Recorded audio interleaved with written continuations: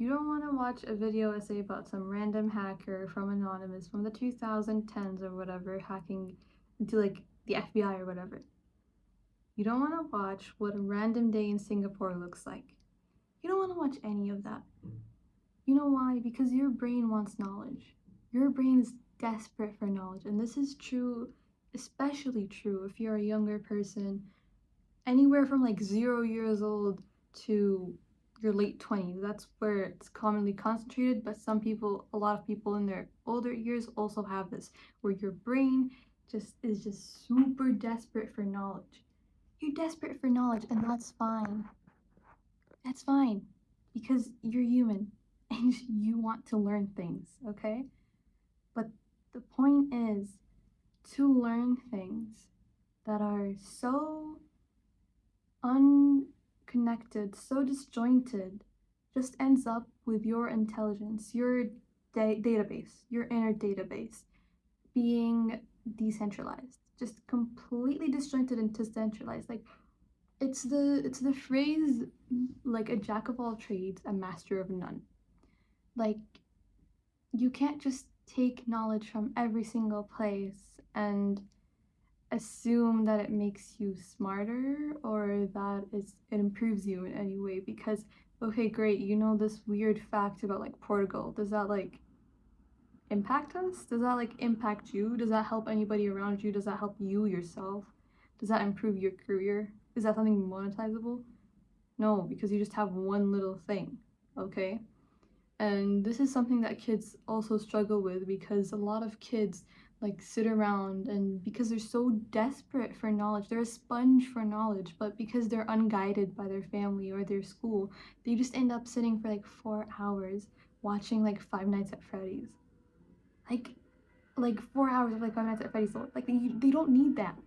That is like the most useless knowledge. Do you know how much useless knowledge I have about some random obscure indie game? What was it called? Edith Finch. I have too much knowledge on Edith Finch because of my youth. Does that matter? No. I just have stored in my mind hours and hours of game theory from when I was in middle school. Does that impact me? No, it literally hinders me. And it will hinder you too if you keep doing this, because okay, children can be forgiven. They're not guided. They don't know, right? But you as a high schooler, as a college student, as a normal just 20s guy, you are in charge of yourself as a person. And you get to decide what you consume, right? So instead of consuming hours and hours of useless content, of like completely unrelated content, documentaries, that Jubilee channel, like what is that, Lad TV, that one channel that like does interviews, you don't need all of that in your brain. That's literally stimulating your brain with the wrong information. Now, what you need to do is you need to actually start picking your information. Now, recall what you felt like when you watched like a cybersecurity video versus when you watched like a random video essay on like a societal topic. Like, okay, compare these two. Like, when you watched this cybersecurity video, were you interested in the presenter's style? Were you interested in the infographics? Were you interested in all that?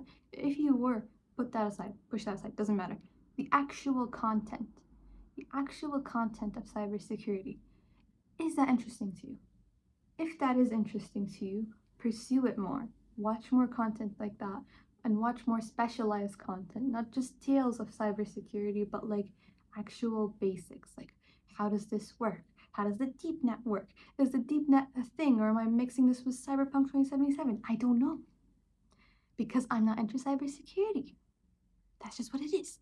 So you have to like study these things until you become super skilled in it, or at least marginally skilled, better than somebody who just watches one cybersecurity video for fun and like forgets about it. It's like eating chips. It's like junk food.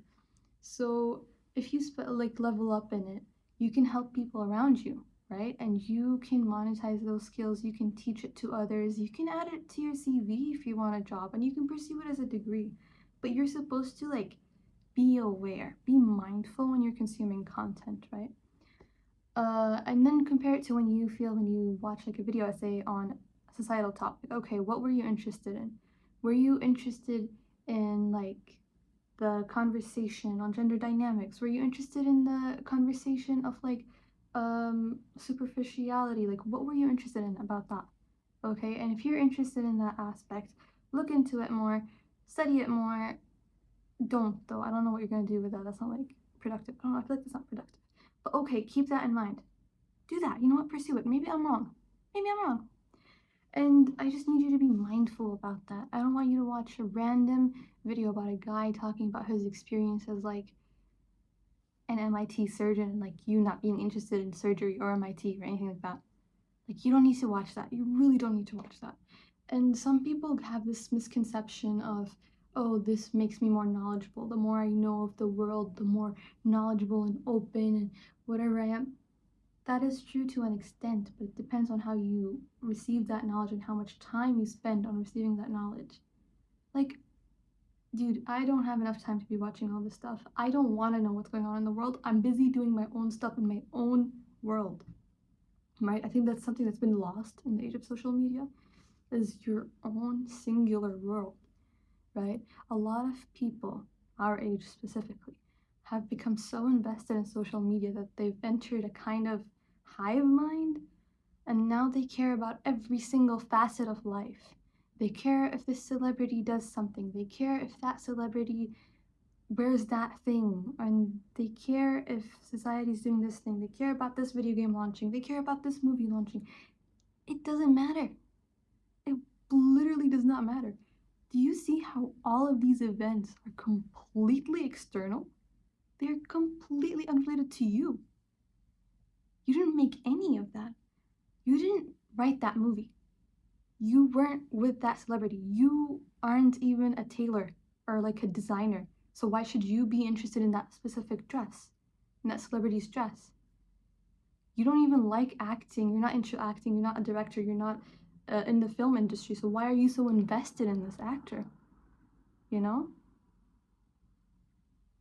You're focusing on things that are outside of you, and in the end, you're the one that's lacking because you're not producing anything, because you're not specializing. You're not selecting your information. You're just consuming everything. You're a little sponge. But you're not utilizing your sponge abilities. SpongeBob would be so disappointed in you because you know what SpongeBob does? He studies, he gets like a license, right? And he works on being a great burger maker, whatever he does.